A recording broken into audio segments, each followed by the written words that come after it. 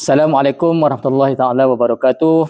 Alhamdulillah bertemu kembali kita di rancangan podcast Pulas Channel, Fakta Diputar, Kebenaran Dibongkar. Episod yang ke-8. Pada episod kali ini kita akan hidangkan kepada anda secara eksklusif kepada para penonton, para netizen, para sahabat pemerhati di luar sana yang senantiasa mengikuti acara program channel ini pada setiap episod yang telah kita hidangkan setiap minggu.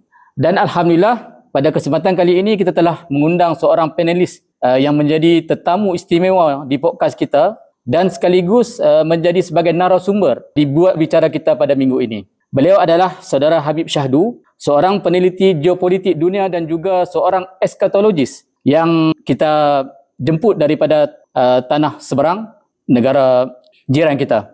Dan sekarang beliau menjadi tetamu khas kita dan saya sebagai wakil kepada Pulas Channel ini mengucapkan selamat datang kepada beliau. Selamat datang Ustaz. Ataupun Ustaz, saya lebih mesra panggil beliau seorang Ustaz. Dan kita sebut sini sebagai Saudara Habib Syahdu lah. Kita di Pulas Channel ini telah pun selama 7 episod membicarakan tentang perkembangan perang di antara Iran dan juga US dan Israel yang telah berlaku beberapa bulan yang lalu. Jadi di dalam perkembangan tersebut kita sudah pun menyentuh pelbagai hal di dalam peristiwa-peristiwa yang berlaku di antara ketika perang itu dan juga telah disentuh oleh panelis kita yang terdahulu.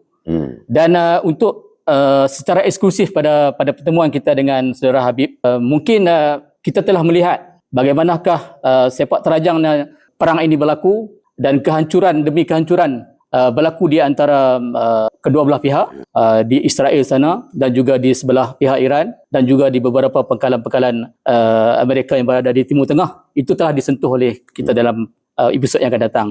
Jadi cuma dengan pada episod kali ini untuk mengambil kesempatan bertemu dengan saudara, boleh Saudara Habib jelaskan di dalam perkembangan perang ini kita nak lihat siapakah yang dilihat sebagai yang akan keluar sebagai pemenang mutlak di dalam perang yang sedang memanas ini. Kerana perang ini kita melihat tidak akan berkesudahan. Masih berlaku lagi sehingga kini. Sebelum ini sudah pun berlaku, sudah pun terjadi disebut sebagai gencatan senjata, tetapi itu tidak berlaku. Sepertinya masih panjang. Masih panjang. Dan sekarang ini kita melihat bahawa perang ini sudah kembali terjadi. Serang menyerang di antara Amerika dan juga Iran terus berlaku dengan begitu dahsyat dan begitu luar biasanya juga kehancuran di pihak Iran juga, dan begitu dahsyatnya juga kehancuran di pihak Amerika di pangkalan mereka. Dan sebagai permulaan buat bicara kita, pada pandangan tuan, siapakah bakal keluar sebagai pemenang mutlak di dalam battle yang begitu besar ini? Mungkin tuan boleh mulakan dulu. Silakan. InsyaAllah. Jadi kalau kita mau melihat dari sudut pandang materi maupun dari sudut pandang non-materi, dua-dua belah pihak tentu telah merasakan kerugian yang cukup besar. Baik pihak Iran maupun pihak AS, Amerika dan Israel. Dan itu nyata. Dan setiap peneliti bisa dengan mendapatkan jawaban yang cukup jelas terhadap hal ini dalam menimbang kerugian-kerugian yang secara material. Tapi kalau secara imaterial pun jelas sudah terlihat sekarang. Nomor satu, agresor yang mana di sini adalah Amerika dan Israel terlihat betul tidak menghasilkan objektifnya, yaitu bisa dikatakan objektif nomor satu adalah menggantikan rezim. Dan ternyata itu tidak terjadi. Walaupun pemimpinnya telah berhasil mereka asasinasi, syahid dan terbunuh, Sayyid Ali Khamenei. Namun rezim itu sama sekali tidak berubah dan bahkan digantikan oleh putranya. Kemungkinan dan juga apa yang perkembangan yang terjadi di Selat Hormuz, kemudian infrastruktur Iran yang dihancurkan dari mulai sekolahan yang pertama dihajar di Minab dan banyak tempat di Tehran dan bahkan kilang minyak, kemudian beberapa pusat strategi militer, begitupun juga di pihak AS-nya, pangkalan-pangkalan militernya yang berada di Arab Teluk, baik itu di UAE, di Bahrain, di Kuwait, di Santero Teluk, Saudi pun, dan kita tahu di sini ada masing-masing punya sekutu. Iran punya Yaman sebagai sekutu, punya Palestina. Tetapi dari overall ini bisa kita lihat dua kubu. Nah, kalau mau menentukan dalam memberi pertimbangan sekarang, kita lihat yang menjadi referensinya itu seberapa besar objektif itu dihasilkan. Jangankan sama Iran. Ya. Objektif mereka untuk menghabisi Gaza saja belum berhasil. Belum tercapai. Gaza, Ya. yang mana bagian dari Palestina yang tetap berlawan, tetap bangkit. Walaupun Gaza dilihat sudah total loss. Total habis, tapi mereka sampai sekarang tidak bisa menduduki. Pada Gaza aja belum bisa dikatakan menang. Betul mereka menghancurkan, mereka buat kejahatan yang luar biasa dan istilahnya semua manusia menjadi terbuka matanya, lintas agama, lintas bangsa, lintas bahasa. Di sini setiap orang yang mau menjadikan kebenaran dan kemanusiaan sebagai tolak ukurnya, dia pasti akan terpanggil ke pihak yang mana, karena itu sudah sangat jelas. Namun kembali ke pertanyaan antum, siapakah kira-kira yang bakal menang? Menurut saya, jadi gak hanya dari itu masih bisa saja ambigu. Tapi kita kembali ke referensi yang memberikan jawaban yang pasti dalam pertanyaan ini. Ya. Kita kembali ke Kitabullah Al-Quran. Masya Allah. Karena dari hasil penelitian kita tahu ada satu lembar yang mana persis menjelaskan apa yang sedang terjadi sekarang. Dalam satu lembar Al-Quran, sudah jelas siapa pihak yang akan menang. Dan siapa pihak yang akan Allah tolong. Sehingga untuk ke depan, kaum mukminin bisa besar hati. Orang yang beriman bisa berhati. Jadi kalau orang mau bertanya dalam peperangan ini dan membaca peperangan ini secara dari sudut pandang teologis dan kembali ke Kitabullah yang dimana semua ada di situ, asalkan orang bisa mencari dan tadabbur serta tafakur dan mengolah data itu dan melihat ekstensi dari setiap pemahaman yang diberikan, maka kita akan menemukan. Dan kita temukan jawabannya sangat jelas. Ada dalam surat Anbiya, ada surat Al-Baqarah, ada dalam surat Al-Ahzab, ada dalam surat Al-Kahfi, dan dalam satu lembar jawaban pertanyaan itu ada dalam satu lembar surat Al-Maidah dari ayat 51 sampai 57. Itu jelas. Ana bisa jelaskan. Kita cek insya Allah biar pemirsa juga mendapatkan jawaban yang pasti dan silahkan. Kalau ada, boleh orang setuju, boleh tidak setuju. Tapi masih mari kita lihat data yang Al-Quran berikan untuk jawaban ini. Ini amat menarik sekali Ustaz.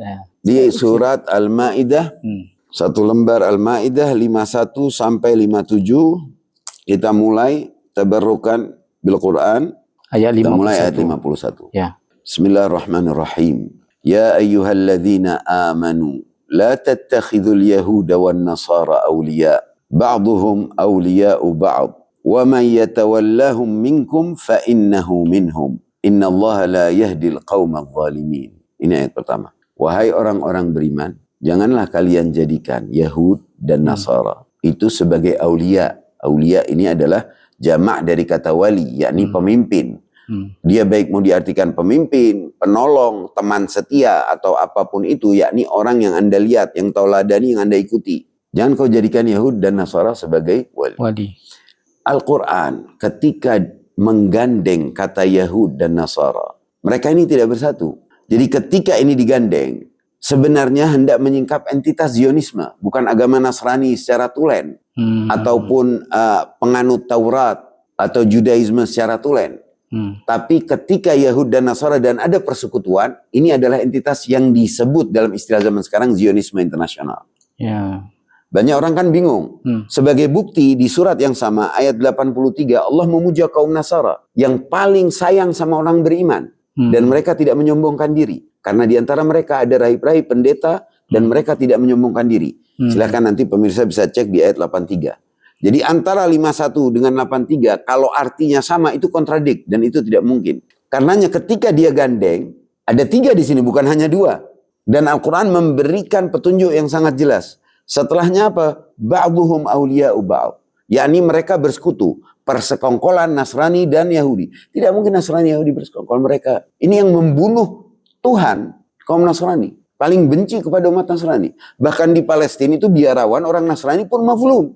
Ada yang berangkat ke gereja diludahi dan disiksa. Ada yang mendapatkan banyak diskriminasi oleh Zionis dan IDF dan masyarakat Israel. Dan itu dunia sudah mengetahui. Tapi di sini menyebutkan persekutuan. Kemudian وَمَنْ يَتَوَلَّهُمْ مِنْكُمْ فَإِنَّهُ مِنْهُمْ.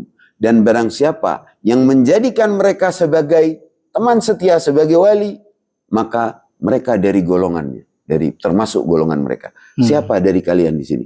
Umat siapa dari kalian di sini? Umat Islam. Umat Islam. Dan ternyata ada Dan diakhiri sesungguhnya Allah tidak memberi petunjuk pada orang-orang yang zalim.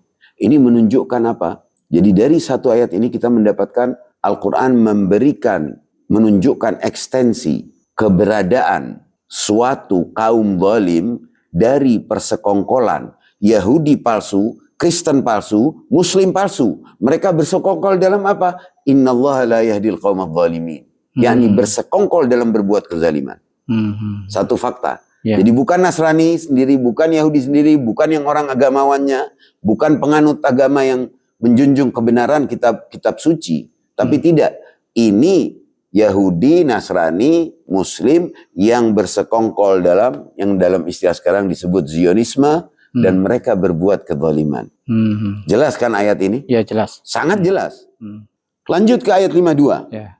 Sekarang di masa kita sekarang ini, ayat ini kan menjadi nyata. Dan dimulai dengan larangan untuk tidak menjadikan mereka itu sebagai pemimpin. Yani Anda jangan masuk kubu mereka. Kamu kalau Muslim tapi bersekongkol dengan mereka, kamu masuk dalam lingkaran keburukan ini. Dairatus Saw. Lingkaran keburukan yang berbuat zalim. Kan nyata faktanya. Kita lihat bagaimana Israel, Amerika, dan sebagian negara-negara yang mengaku sebagai negara Muslim, tetapi mereka bersekongkol. Bahkan berdamai. Bahkan terjadi normalisasi. Nyata di tahun ini. Nyata di masa kita sekarang ini sangat nyata. Itu sangat jelas. Sangat jelas. Dan Al-Quran untuk selamanya. Jadi ketika kita melihat ini, kita bisa melihat dan memandang dari sisi asbabun nuzul. Dan di masa Rasul itu ada kejadian serupa. Tetapi ini Al-Quran membentang ke setiap masa. Dan kita bisa melihatnya secara update. Dan ini nyata sekali di zaman ini. Persekongkolan ini. Bermakna apa yang telah diungkapkan oleh saudara telah membaca teks daripada Al-Quran, surah Al-Ma'idah ayat 51. Dengan fakta aktual. Dengan faktanya. Dan menunjukkan bahawa apa yang telah diungkapkan oleh Al-Quran ini sedang berlaku sekarang. Sedang berlaku. Dan sangat jelas ketika kita baca keseluruhannya. Dan di sini ada jawaban siapa yang menang dan siapa yang akan kalah. Ya. Sekarang kita masuk ke ayat 52. Ya, silakan. فَتَرَى الَّذِينَ فِي قُلُوبِهِمْ مَرَضٌ يُسَارِعُونَ فِيهِمْ يَقُولُونَ نَخْشَى أَن تُصِيبَنَا دَائِرَةٌ. Maka kalian akan mendapati, kalian akan melihat yang dalam hati mereka ada penyakit. Artinya tak baik. Mereka bersegera. Yusari'un. Buru-buru. Fihim. Untuk apa? Untuk berdamai. Untuk bersekongkol. Dengan alasan apa? Nakhsha an tusibana dairah. Kami takut, kami terboikot. Kami terbendung.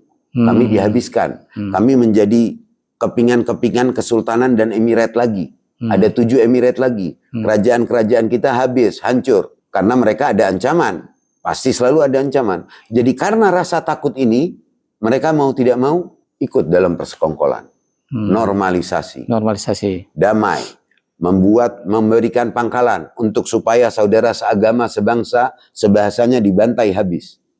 Mereka tak ada ini. Kenapa? Karena mereka tidak takut sama Allah. Mereka takut bahwasanya mereka akan diboikot. Ya. Mereka melihat contoh Iran diboikot 47 tahun lebih. Tapi mereka tak ambil pelajaran. Kenapa Iran tetap bisa bertahan? Fa'asallah di ayat yang sama.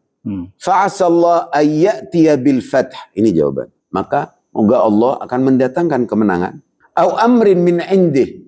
Fa'asallah ayyatiya bil fath. Allah akan mendatangkan kemenangan. Au amrin min indih. Urusan dari urusannya.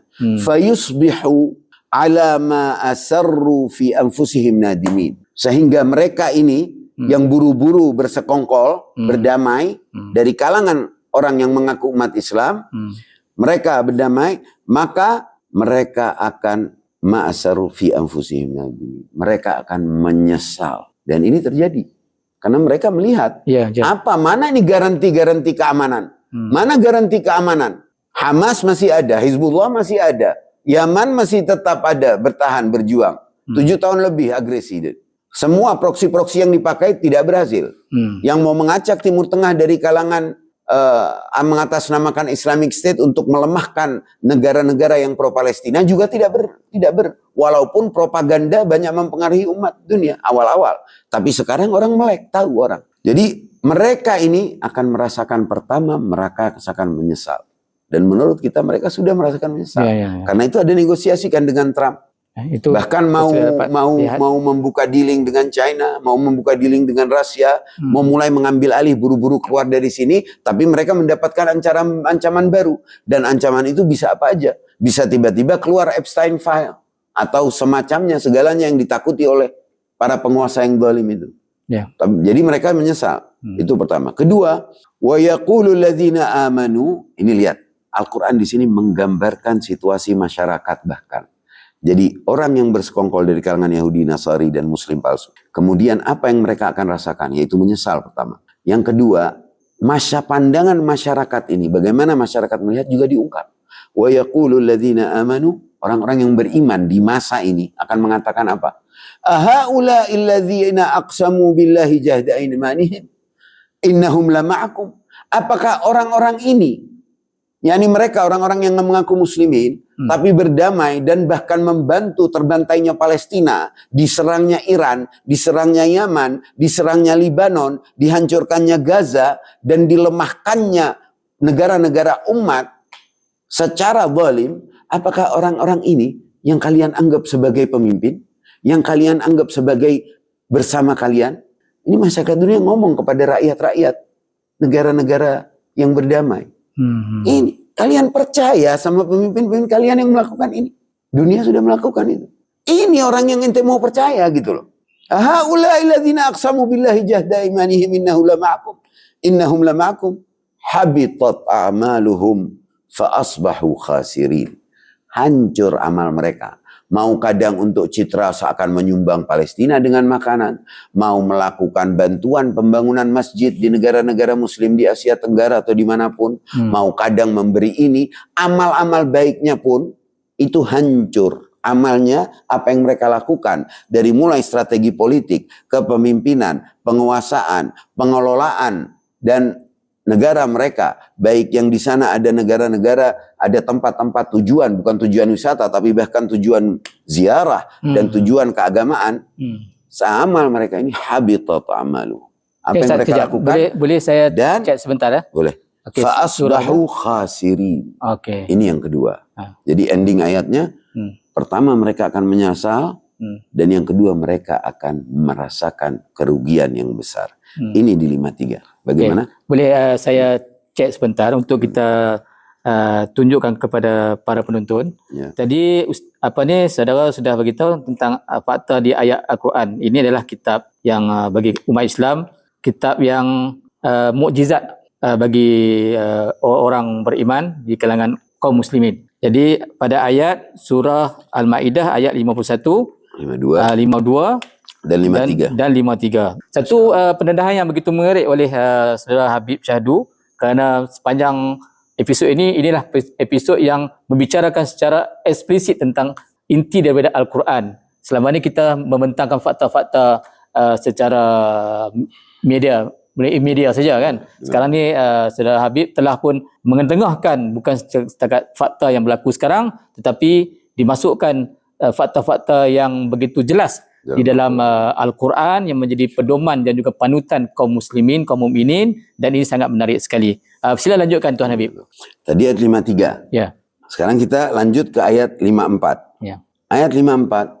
Ya ayyuhalladzina amanu man yartadda minkum an dinihi fasawfa ya'ti Allahu biqaumin yuhibbuhum wa yuhibbunah azillatin 'alal mu'minin a'izzatin 'alal kafirin yujahiduna fi sabilillah wa la yakhafuna lawmata la'im dzalika fadlullah yu'tihi man yasha wallahu wasi'un 'alim. Di sini Allah akan menunjukkan siapa pihak yang akan menang. Karena di ayat 54 ini Allah katakan, wahai orang-orang beriman, barang siapa yang murtad dari kalangan kalian dari agamanya, ini dari kalangan umat. Jadi ini mereka orang yang berdamai dan bersekongkol dengan musuh itu disebut pertama akan menyesal, kedua akan merugi, ketiga sudah dikategorikan murtad oleh Al-Quran. Masya Allah. Murtad. Jadi mayyartad minkum an dini, maka fasawfa ya'ti Allah biqaumin, maka sesungguhnya Allah akan mendatangkan satu kaum yang mana mereka cinta kepada Allah dan Allah cinta kepada mereka. Sikap mereka azillah 'alal mu'minin, rendah hati terhadap orang-orang beriman. Tapi a'izzatan 'alal kafirin, tapi mulia dan tidak merendah di hadap orang-orang yang kafir, yang memerangi dan orang zalim, ya kan. Yujahiduna fi sabilillah, mereka berjihad di agama Allah. Wala yakhafuna laumatul laim, dan mereka tidak takut akan cercaan orang-orang yang mencerca, orang-orang yang menghina. Yani mereka tidak terpengaruh dengan fitnahan orang. Mau dibilang ajaran mereka, mau apa tuduhan, misalkan mereka bukan dari golongan kaum muslimin, nanti dituduh sesat, nanti dituduh mereka orang tidak baik, nanti disebarkan supaya mereka di mancanegara, di tempat umat-umat Islam dikucilkan. Apapun cercaan itu, cemoohan itu, celaan itu, tidak pengaruh. Mereka tetap berjihad di jalan Allah. Jadi, maka itu dikatakan la yakhafuna fillah laumatul laim. Tidak takut. Tidak takut. Tetap mereka berjuang. Dan ini nyata, jelas. Antum silahkan lihat. Baik kalangan sunnahnya maupun syiahnya. Hamasnya, Hizbullahnya. IRGC-nya, Irannya, Yamannya. Libanonnya, Palestinnya, Gazanya. Semua mereka ini, mereka ditindas. Dan mereka terhadap umat Islam betul-betul nandi. Tapi terhadap mereka yang agresor tetap bertahan. Dan dunia sudah melihat ini. Tak peduli mau hancur lebur, tak apa-apa. Yang penting tidak terjajah dan tetap berjihad di jalan Allah. Sementara banyak umat muslimin lainnya dari kalangan saudara-saudaranya yang sadar tidak sadar tidur dan menghakimi. Setelah sepanjang masa ini, beberapa dekade, banyak dari kalangan mereka yang dikucilkan, dicemooh, difitnah. Ya. Tapi tetap terus. La yakhafuna fillahi laumatul laim. Ini 54. Ya. Kemudian 55. Ini Allah kembalikan ke inti dari safhah ini. Yaitu mengenai pemilihan wali. Dan berpegang teguh padanya. Innama waliyukumullah wa rasuluh. Walladzina amanu. Alladzina yuqimuna salah. Wa yu'tuna zakah. Wa hum raki'un. Sesungguhnya wali kalian adalah Allah. Dan Rasulnya. Dan orang-orang beriman. Yang mana mereka mendirikan salat, menunaikan zakat seraya mereka ruku. Ini litta'zim pakai dhamir hum. Tapi asbabun nuzulnya boleh dicari. Tafasir semua jelas di bab ini. Ini alladzina amanu, alladzina yuqimuna shalah, yutuna zakah, hum raki'un. Kalau kita cek asbabun nuzulnya, itu adalah Sayyidina Ali bin Abi Thalib. Yang ada orang masuk ke masjid, minta, butuh. Yang lain tidak ada yang bisa membeli. Sayyidina Ali lagi ruku, lalu menyodorkan cincinnya. Dan itu cincin yang sangat mahal. Yang diberikan hadiah dari Rasulullah setelah dari hasil ghanimah perang Khaybar. Seingat saya kalau tidak salah. Itu yang jelas sosoknya di sini jelas. Ini asbabun nuzul ya? Asbabun nuzulnya. Silahkan dicek, pemirsa boleh ngecek. Ya. Cek tafsir Ibn Katsir, cek tafsir Al-Kasyaf, boleh bisa. Khususan asbabun nuzulnya boleh dilihat. Jadi Allah menegaskan di sini. Wali kalian, pemimpin kalian adalah Allah dan Rasulnya dan orang-orang beriman. Yang intinya mereka adalah berjuang dan tidak takut akan cemoohan orang. Itu wali kalian. Dan Allah janji. Ini ayat selanjutnya. Ini 55 kan? 56-nya Allah menjelaskan siapa mereka. Jadi di ayat 55 Allah menjelaskan soal kewalian ini wali. Siapa yang harus kalian berpegang teguh pada mereka? Yaitu Allah, Rasulnya, dan orang yang beriman. Yang mendirikan salat, menunaikan zakat. Wabil khusus kalau kembali ke asbabun nuzul Sayyidina Ali. Wa may yatawallallah wa rasuluh, di sini Allah menjelaskan siapa ekstensi mereka. Ayat 56. Wa may yatawallallah wa rasulahu walladzina amanu fa inna hizballahi humul ghalibun. Dan barang siapa yang yatawalla, berwilayahkan pada Allah dan Rasulnya dan orang beriman yang disebut itu, maka sesungguhnya Hizbullah adalah pihak yang menang. Hizbullah. Mau bilang coincidence. Dan ini bukan hanya termasuk yang di Libanon. yakni mereka yang tetap berjuang fisabilillah dan menolak agresi, menolak penaklukan terhadap al-qiblah, khususan al-qiblatain, tetap berjuang untuk kemerdekaan. Bagaimanapun ditindasnya, apapun yang akan terjadi, tapi tetap mereka fisabilillah. Wala yakhafuna fillahi laumatul laim.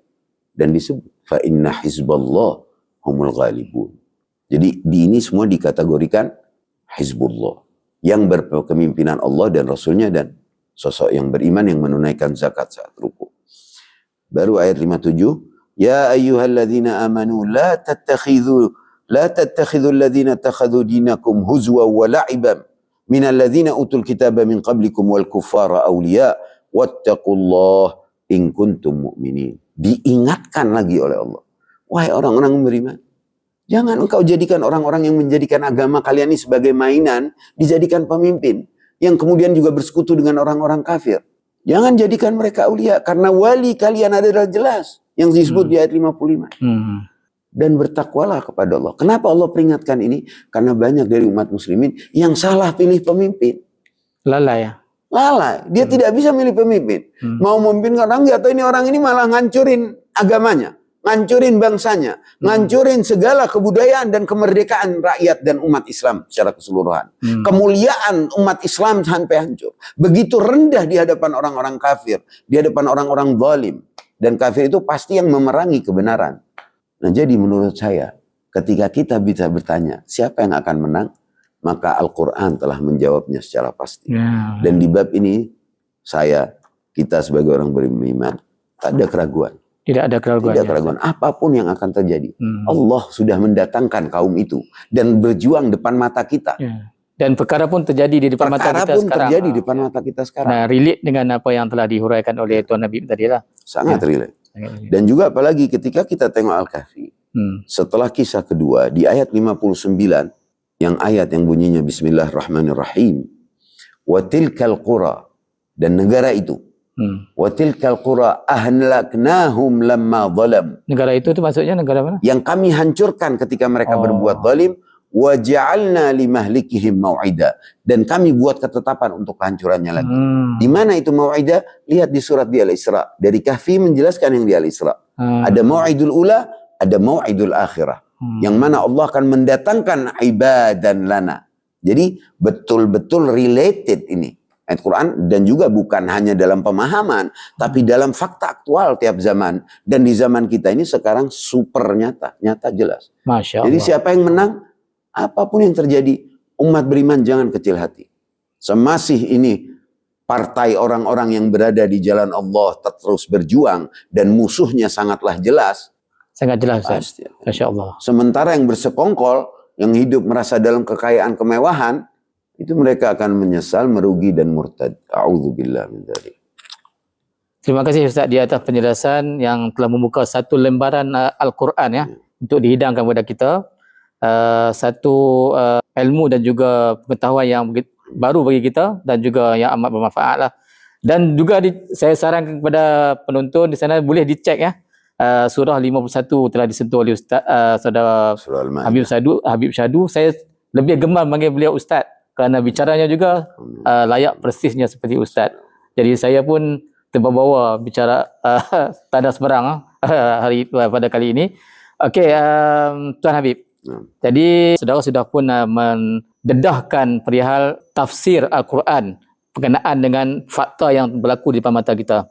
Kita telah menyaksikan bukan sekadar pada tahun ini, tahun yang lepas, tapi sepanjang 40 tahun ataupun 50 tahun yang terdahulu, ketika mana jatuhnya rejim Shah Iran di Iran punya naiknya Ayatollah Khomeini. Dan itu semua manusia telah pun melihat faktanya berlaku di depan mata. Dan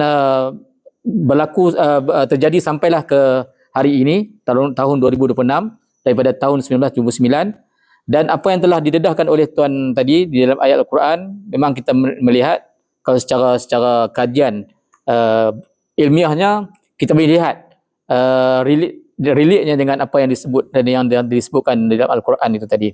Okey, terlanjur kita membicarakan tentang ayat yang telah Tuan sentuh tadi, berkenaan dengan kita akan bicara tentang kehancuran Yahudi ya, Israel ni. Ada dalam tadi Tuan dah sebut dalam ayat surah apa? Al-Isra. Al-Kahfi 59. Terlanjur kita telah pun membicarakan topik ini, dan sudah tentulah bagi para pemeriksa, pemerhati akan dapat relate apa yang berlaku sekarang ni dengan apa yang telah diceritakan di dalam Al-Quran. Dan kita juga terbuka kepada bukan sekadar pengandut agama Islam saja, di luar agama Islam pun boleh meneliti apa yang ada di dalam kitab kita kaum muslimin. Kerana apa yang terjadi dengan apa yang telah disabdakan berlaku di depan mata kita dan kita menafsirkan secara yang begitu jelas. Boleh tuan tambahkan lagi berkenaan tafsiran di surah-surah seterusnya berkenaan tentang kehancuran Yahudi ini, kerana telah pun berlaku sebelumnya. Kalau mengikut ustaz-ustaz yang lain, saya pun ada mendengar beberapa ustaz yang berbicara tentang kehancuran Yahudi Israel dahulu pada tahun zaman dulu lah, zaman para nabi dulu. Kemudian akan berlaku lagi kehancuran yang kedua. Di dalam Al-Quran juga, mungkin tuan boleh tambahkan lagi sebagai satu informasi yang mak berguna kepada kita. Jadi kalau kan tidak disebut negara mana di ayat 59 itu, dan negeri itu yang telah kami hancurkan dan kami buat ketetapan untuk kehancuran lagi, kan tak disebut. Tapi itu tentu berkenaan dengan kisah yang di sebelumnya. Jadi konteksnya tidak berubah. Pasti negara mana yang baru diceritakan di Al-Kahfi, yaitu mana? Negara yang mempunyai 2 kebun. Anggur dikelilingi pepohonan kurma dan ada sungai yang mengalir. Itu negaranya. Disebut juga di Yasin. Wadrib lahum mathalan ashabal qaryah. Di Kahfi wadrib lahum mathalan rajulain. Jadi ketika kita neliti, kita cari sampai kita buka sejarah dunia, kemudian khususnya apa yang ada dalam Alkitab, kitab terdahulu, sebenarnya diceritakan di surat 18 juga. Al-Kahfi kan surat 18. Bahkan di dalam Bible diceritakan di surat 18 juga. Surat 18 ya. Mengenai suatu negeri yang dihancurkan oleh Allah. Di mana itu? Itu adalah Samaria, Israel sekarang ini, Israel Utara saat itu. Oh, Samaria itu Israel. Ada kisahnya, saya tuang di buku saya, Misteri Al-Kahfi dan Khidir. Di situ saya tuang rinci. Karena ketika baca tafsir, banyak yang bilang masih ambigu. Kapan itu? Ambigu yakni belum jelas.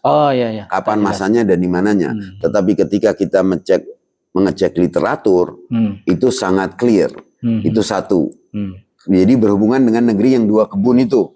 Karena di situ kita sudah temukan ternyata 2 orang itu, yang satu adalah Raja Akhab, dia Raja Israel Utara yang membelot dari wasiat Nabi Sulaiman, meninggalkan Taurat, menikah dengan seorang penyihir bernama Jezebel, kemudian meninggalkan Taurat dan menganut agama yang menyembah dewa Baal di Israel Utara. Makanya kalau antum lihat bulan Februari lalu di Iran dibakar patung Baal. Kaumnya kiblatnya kaum satanis. Karena itu related. Dia memperingatkan apa yang terjadi masa itu. Allah mengirim Nabi Elia untuk memberi peringatan terakhir yang dikisahkan dalam Al-Kahfi itu.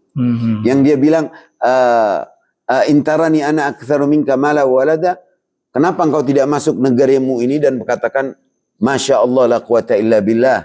Iya kan?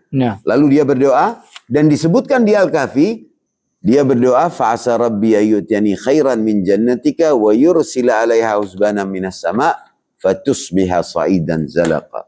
Jadi di Al-Kahfi itu diceritakan, ini licin negara ini, hancur. Kena husbanan minas sama'. Ana begitu melihat itu, rudal-rudal dari kubu perlawanan memenuhi langit Israel, ana langsung ingat ayat itu. Saya ingat ayat itu. Di surah Al-Kahfi. Husbanan minas sama' fatusbiha sa'idan zalaqa. Licin habis itu negara. Makanya di ayat 59-nya diingatkan. Itu yang pertama. Kemudian yang kedua dari ciri-ciri yang saya jelaskan sudah di buku secara apa nama buku Tuan Habib tadi? Misteri Al-Kahfi. Misteri Al-Kahfi ya. Untuk para pengetahuan para penonton, Tuan Habib Syahdu juga adalah seorang penulis buku. Dan buku beliau antaranya yang terkenal Misteri Al-Kahfi, surah Al-Kahfi dan juga Nabi Khidir. Bermakna layaklah beliau memberikan tafsiran melalui Al-Quran kerana beliau juga memiliki kepakaran dalam menafsir Al-Quran dan juga dalam bahasa Arab. Dan nanti kita akan share-nya di akhir rancangan ini, kita akan dedahkan di mana apakah bukunya itu. Silakan lagi tambah Tuan. Itu kemudian yang di ayat itu, ayat 59-nya itu memberi redaksi dengan kata mau'idah, ketetapan. Dan ini yang ada dalam surat Al-Isra. Al-Isra adalah surat Bani Israel. Di awal ayat-ayatnya sudah bilang, Allah mengancam, la tufsidunna fil ardi marratain. Kalian akan buat kerusakan besar-besaran di muka bumi 2 kali. Di kala pertama kami datangkan hamba-hamba kami yang menghabisi kalian. Nanti wa'dul akhirah. Makanya itu ada wa'dul akhirah dan wa'dul ula Janji Allah pertama dan wa'ad terakhir. Ini masanya dekat. Makanya di ayat 59 itu Allah itu di ayat itu redaksinya menggunakan kata mau'ida. Supaya kita mengingat. Jadi Al-Quran itu menafsirkan dirinya. Hanya orang butuh perhatian dan penelitian, tadabbur, serta wawasan dan mengulas riwayat-riwayat. Itu dari Al-Qurannya sendiri jelas memberi petunjuk. Karenanya dibilang mau'ida. Jadi dia mengembalikan, memberitahu. Begitupun juga negara yang disebut dihancurkan dan datang Ya'juj Ma'juj dalam surat Anbiya, wa haramun ala qaryatin ahlaknaha. Ini kata kuncinya. Negeri yang kami hancurkan. Sampai hatta idza futihat Ya'juj Ma'juj wa hum min kulli hadabin yansilun. Yani mereka akan menjadi assembly point. Yani mereka akan membuat state di negara yang dihancurkan ini lagi. Dan membuat kerusakan lagi. Makanya di ayat 5, di bab 5 dalam buku saya ungkap siapa sebenarnya Ya'juj dan Ma'juj itu. Dan sangat related. Cuman umat Islam banyak, karena di literatur itu banyak disusupi. Sehingga pandangan mengenai Ya'juj dan Ma'juj itu menjadi khayal. Mau ditunggu sampai kiamat tak akan ketemu. Padahal kenapa? Supaya mereka susah identifikasi. Supaya orang tidak tahu siapa. Makanya dilimpahkannya ke Cina, ke Tartar, ke Mongol, ke Barbar. Supaya orang tidak tahu aslinya siapa mereka. Nah itu saya bahas di buku. Di buku sangat clear akhirnya. Dan dengan petunjuk Al-Quran, redaksi Al-Quran, rahasia huruf dalam Al-Quran, rahasia bilangan dalam Al-Quran, dan petunjuk dari sisi konten dan apa yang ada dalam tafsir, dalam riwayat-riwayat, itu menjadi sangat jelas sebenarnya. Insya Allah jelas ya tadi. Insya Allah jelas. Okey, terima kasih. Tadi saya nak tuh sikit tentang surah Al-Kahfi yang Tuan sebut tadi, bahawa sudah berlaku kehancuran yang pertama dihancurkan. Itu pada zaman bila tu, Tuan? Kehancuran mungkin pertama boleh ceritakan kepada penonton. Itu adalah yang menang yaitu Elia dan kaumnya yang berjuang dari dalam goa-goa. Nah, makanya surat Kahfi itu urusan goa bukan hanya di kisah pertama tidurnya Ashabul Kahfi. Jadi kisah kedua itu juga berhubungan dengan goa. Mereka sebagaimana sekarang masyarakat di Gaza berjuang dari tanah-tanah, dari goa-goa. Itu masa lalu Elia dan kaumnya itu berjuang melawan kerajaan Akhab state yang zalim dan kemudian menyembah Baal, meninggalkan Taurat, musyrik, berbangga dengan ma'adhunnu an tabida hadhihi abada, dengan negerinya yang mempunyai lobby besar, ekspor besar-besaran, impor besar-besaran, dan punya pengaruh ke banyak seluruh kawasan. Itu bangga dengan itu sampai ditegur kan sama Elia. Kenapa engkau tidak sebut bilang Masya Allah, la haula la quwata illa billah. Nah itu kekhasan cirinya. Jadi di masa yaitu sekitar 800-an tahun sebelum Masehi. Sebelum Masehi. Yani sekitar 3000 tahun lalu. Oh ya. Peristiwanya hampir sama seperti sekarang. Hampir itu sama. Inti kisah kedua surat. Itu yang dapat kita fahami tentang kehancuran yang pertama dan yang kedua yang disebut sebagai akhir kehancuran mereka lah. InsyaAllah bisa, kalau karena tentu waktu kita terbatas, saya ada sebagian yang sudah saya posting di YouTube. Ada dengan judul Israel dahulu, kini dan nanti, khusus mengisahkan kisah kehancuran ini. Untuk mengikuti, untuk para penonton untuk mengikuti secara jelas ataupun secara detail topik-topik yang Tuan bicarakan ini, boleh dicek di mana ya? Di link mana? Di YouTube channel? Di YouTube. Channel Habib Syahdu. Channel Habib Syahdu ya. Ataupun TikTok juga. Dan juga di TikTok. Jadi tuan-tuan boleh tekan di channel Habib Syahdu. Tekan saja Habib Syahdu ya. Akan naik dah di situ. Jadi banyak pembicaraannya di situ. Bisa ke playlist. Ada playlist khusus mengenai akhir zaman. Ada playlist mengenai Imam Mahdi. Ada playlist tentang rahasia surat Al-Kahfi. Ada di YouTube, ada playlist. Jadi tentang surah Al-Kahfi dan tentang buku yang telah Tuan tulis pun diulas di situ secara jelas. Lebih jelasnya memang buku. Tapi untuk sekilas dapat yang sudah dibahas ada banyak di YouTube. Faham. Kita telah mendapatkan begitu informasi yang amat berharga. Jika Tuan nak tambahkan lagi berkenaan dengan hal tersebut, mungkin masa kita pun sudah tidak mengizinkan. Kesimpulannya, persoalan tentang yang kita sebutkan tadi, bahawa Tuan telah membicarakan dalam bentuk fakta Al-Quran sebagai kepada kaum muslimin yang mengimani mukjizat Al-Quran, maka di situ jelas Allah telah menjelaskan tentang kemenangan golongan-golongan yang mana dan kekalahan golongan-golongan yang mana, dan secara rumusannya apakah Tuan melihat bahawa yang perang sekarang ni jelas Iran dan juga mungkin disebut sebagai poros perlawanan, ataupun kita kalau dari satu sudut geopolitik ini mereka sebut sebagai proksi. Yamannya, Hamasnya, Hizbullahnya, itu mereka sebut sebagai proksi lah. Kalau bagi pihak kita yang condong kepada Palestin, kita akan sebut sebagai poros perlawanan lah, kumpulan perlawanan. Adakah bahawa Iran ini akan memimpin kemenangan mutlak kepada kaum muslimin? Itu soalan terakhir. Kalau kita lihat dari petunjuk Al-Qurannya tadi, tentu menjadi jelas pihak yang mana. Jadi Irannya, Yamannya, Palestinnya, yang di Libanonnya, bahkan di negara-negara lain yang ikut dalam kubu perlawanan, yang bangkit, istilahnya tidak mau terjajah, mereka lah yang akan menang. Mereka lah yang akan menang. Lucunya bukan hanya dari Al-Quran jelas seperti tadi. Pandangan para analisa-analisa, baik dari pihak yang pro atau yang kontra, itu sudah jelas juga untuk membandingkan selama ini. Yang menarik adalah apa pandangan musuh. Ada banyak jenderal dan panglima dan para peneliti di Israel yang menuang baik dalam Haaretz atau dalam Yerusalem Post atau bahkan di Amerika sendiri, yang mengungkap kritikan-kritikannya yang tajam dan mengetahui bahwasannya mereka ini masuk dalam peperangan yang tak akan habis dan mereka akan sudah terlihat kalah. Hanya kan propagandanya yang tidak, seperti gaya Trump yang asal-asal aja itu kan untuk menutupi juga. Tapi para analisis luar pun dari pihak mereka pun telah melihat hal ini.